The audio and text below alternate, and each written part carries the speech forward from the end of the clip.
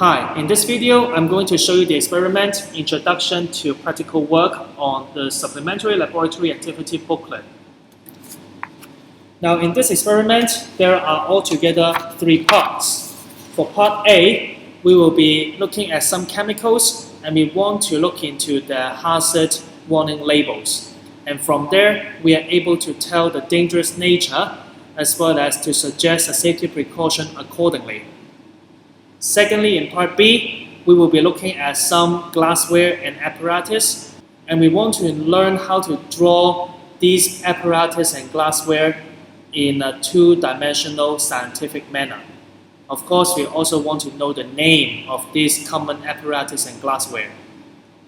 Moving on to part C, we will perform 4 test tube experiments, and from those experiments, we try to learn how to write down observations. So without further ado, let's get started. Now, first of all, there is a pre-lab question asking you to list out 3 safety rules that you should follow. Now, this question should be very simple. I believe you guys can do it by yourself.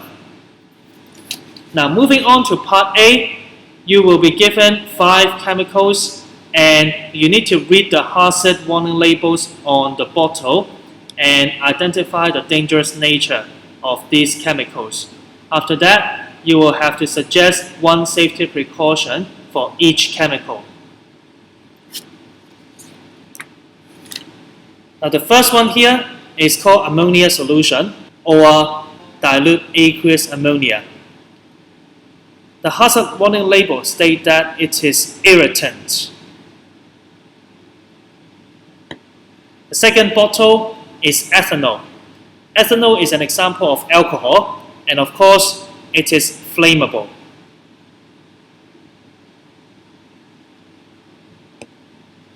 The third one is called lead-2 carbonate solution, and it is toxic because of the lead.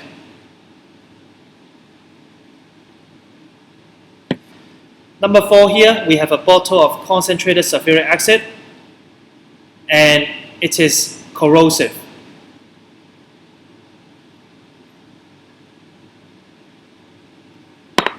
And lastly, this purple solution is called potassium permanganate. It has 2 hazard warning labels, harmful and oxidizing.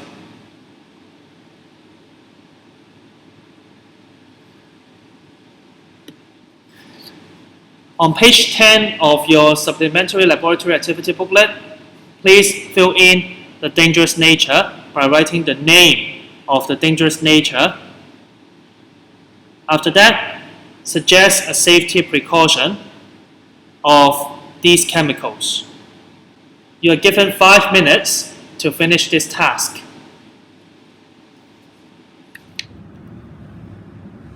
Now, let's put down the dangerous nature of the 5 chemicals. Starting from ammonia, it is irritant. For ethanol, it is flammable. Lead-2 carbonate is toxic. Concentrated sulfuric acid is corrosive. Potassium permanganate, this one should be oxidizing, and this one should be harmful.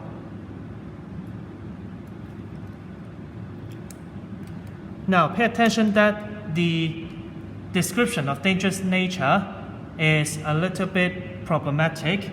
Make sure you do the corresponding amendment.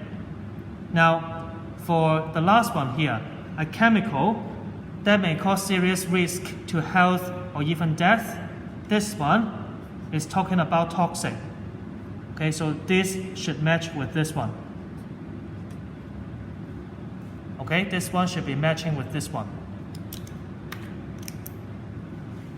Over here, a chemical that is not corrosive but causes reddening or blistering of skin. This one is actually corresponding to irritant over here.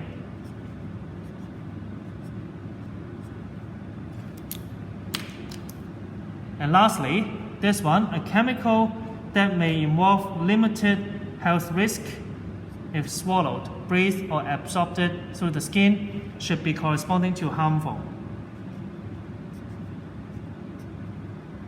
So this one is talking about this one. So make sure you do necessary amendment to the matching of the description and the dangerous nature. Okay? Now, what is the corresponding safety precaution? Now, if something that is irritant, we don't want to touch this chemical.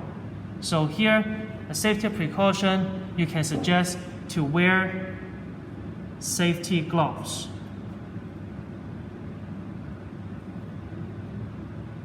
For ethanol that is highly flammable, you should avoid putting it next to a fire or any place that is hot.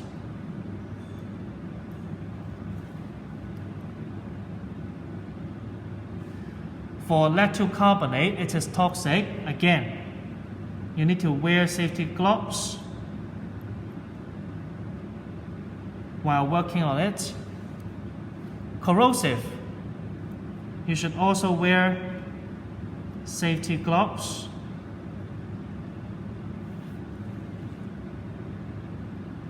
Now, if it is oxidizing, we should avoid putting it in any place that is hot, or avoid putting it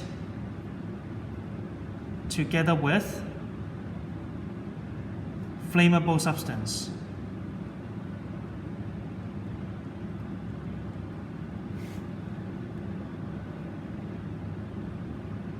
And lastly, harmful substance, we should wear safety gloves.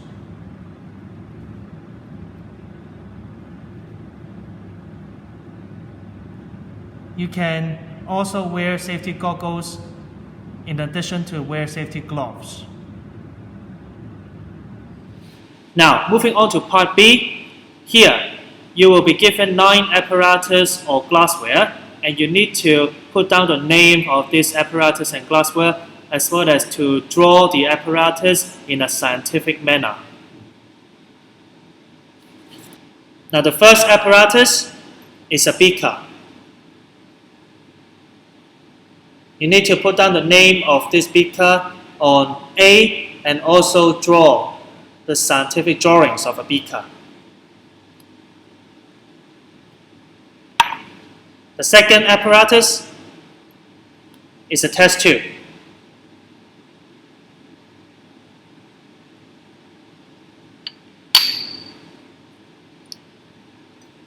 The third apparatus is a conical flask.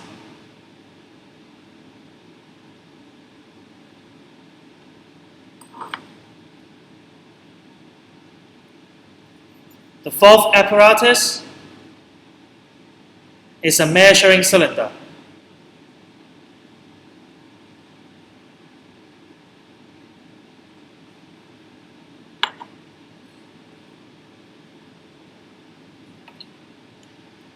The fifth apparatus is a watch glass.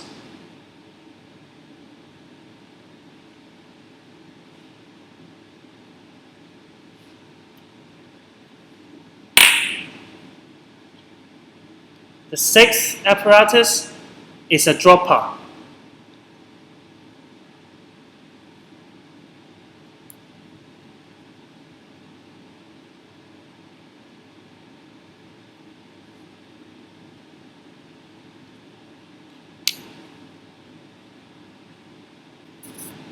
The seventh apparatus is a tripod and a wire gauze.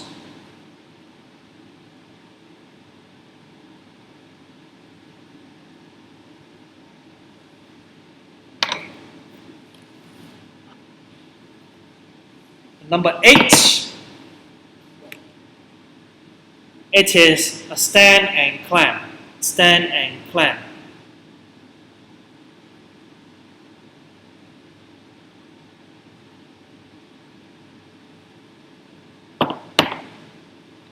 And lastly, we have a filter funnel.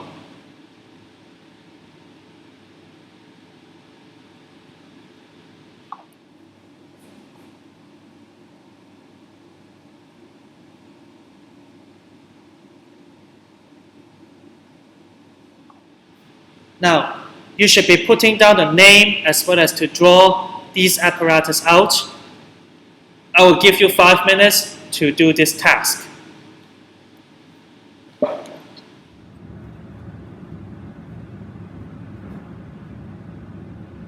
Now let's fill in the table for part B. The first apparatus is called beaker. The drawing is simply like this.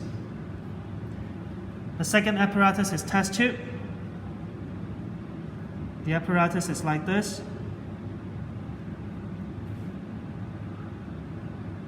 The third one is a conical flask.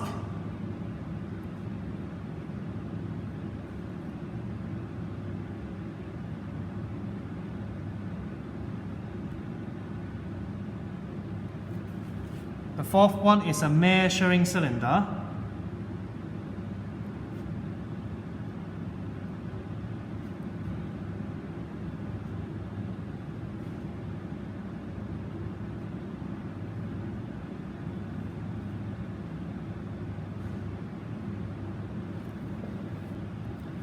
The fifth one is a watch glass.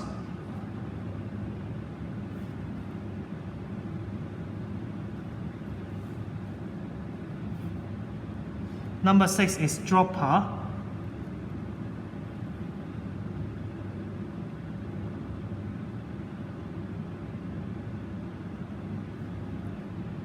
Make sure the narrow part is open.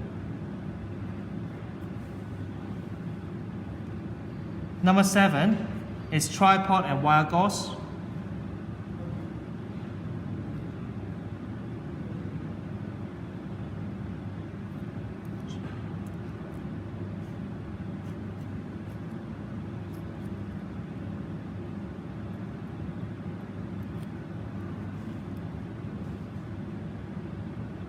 Number 8 is stand and clamp.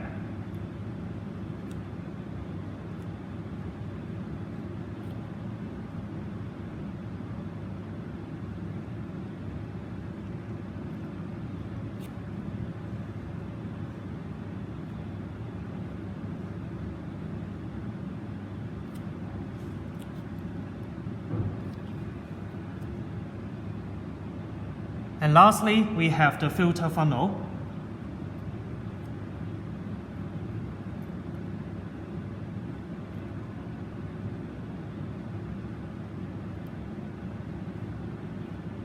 Now in part C, we will perform 4 test tube experiments.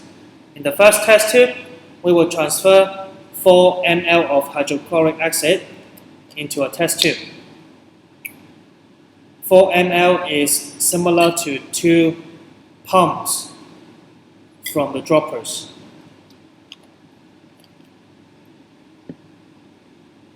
And to that, we are going to transfer 2 spatula measure of magnesium carbonate.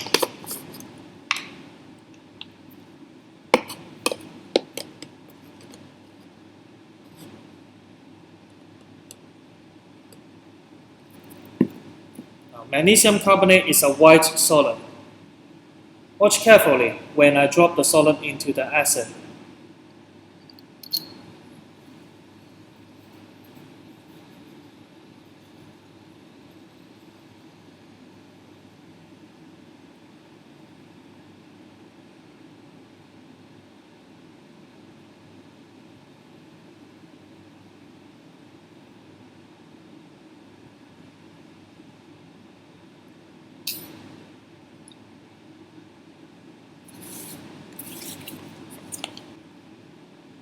The reaction has completed and there are 3 observations.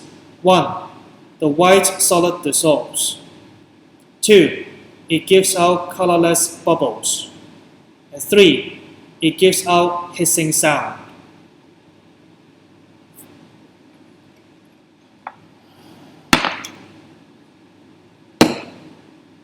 For the second experiment, we will transfer 2 ml of zinc sulfate solution into a clean test tube.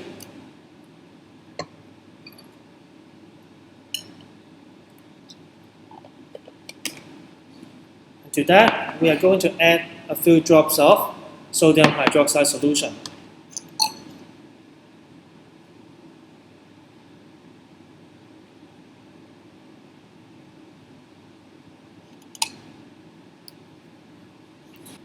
After adding a few drops of sodium hydroxide solution, white precipitate is formed in the solution.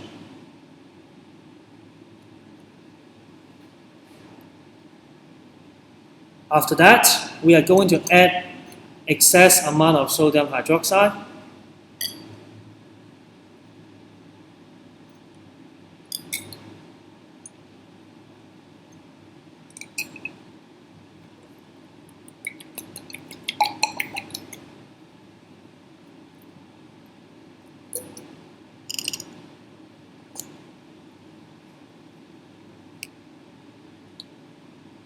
After adding excess sodium hydroxide solution, the white precipitate dissolves. Moving on to the third experiment, we are going to transfer 4 ml of hydrochloric acid into a clean test tube.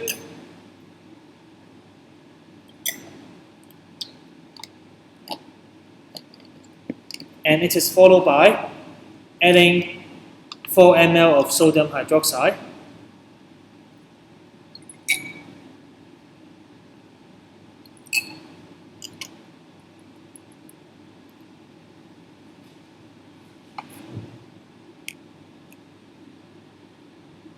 It seems that there is no observable change, but if you touch the bottom of the test tube, you will feel the test tube becomes warm. So the only observation here is that the test tube becomes warm. Now for the last experiment, we are going to transfer 4 ml of dilute sulfuric acid into a clean test tube.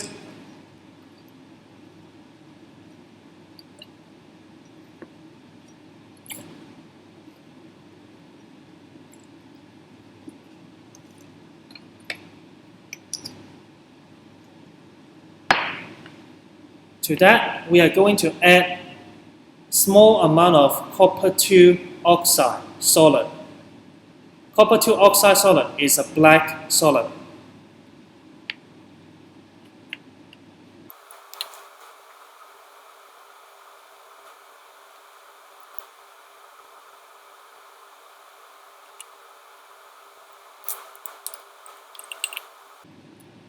Now, you may think that the solution has turned black, but in fact, it is simply the black copper 2 oxide suspending in the solution.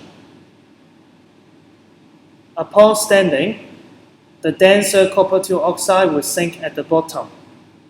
The solution remains colorless. Now, turn on the Bunsen burner and heat the solution.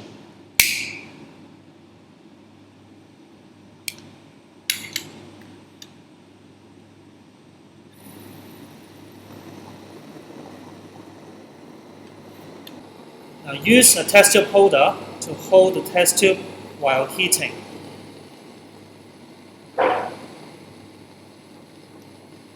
As you are heating the solution, keep doing this swirling motion and make sure the test tube is tilted where the mouth is pointing to the area where there is no people standing. With such a small volume of liquid, the solution boils pretty fast. So you make sure you pay attention to the heating. If the solution is around to boil, remove the test tube from the heating.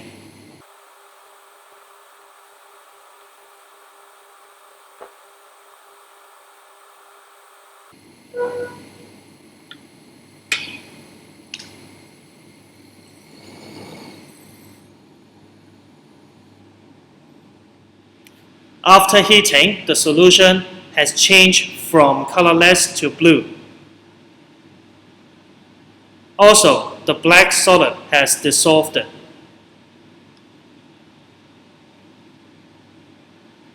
Now, let's jot down the observation on your lab report. Now, let's put down the observation from the experiment.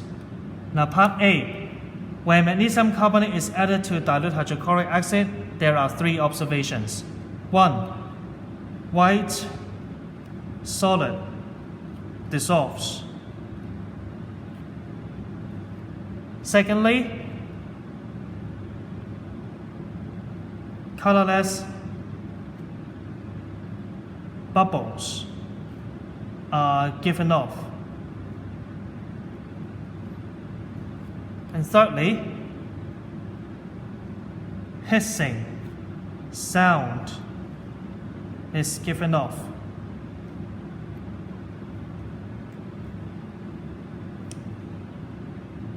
For part B, now here pay attention, we need to mention the observation when we just add a few drops of sodium hydroxide, and we also need to mention the observation when we add excess amount of sodium hydroxide. So first of all, when a few drops of sodium hydroxide solution was added, white precipitate is produced. Okay? And then when excess sodium hydroxide solution was added, the precipitate dissolves.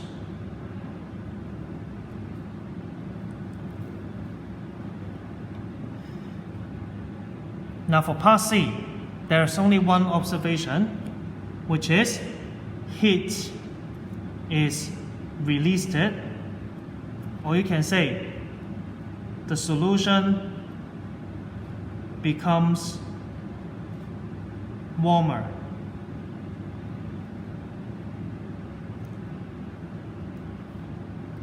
And lastly, here we have 2 observations. 1. The black solid dissolves. And secondly, the solution changes from colorless to pale blue.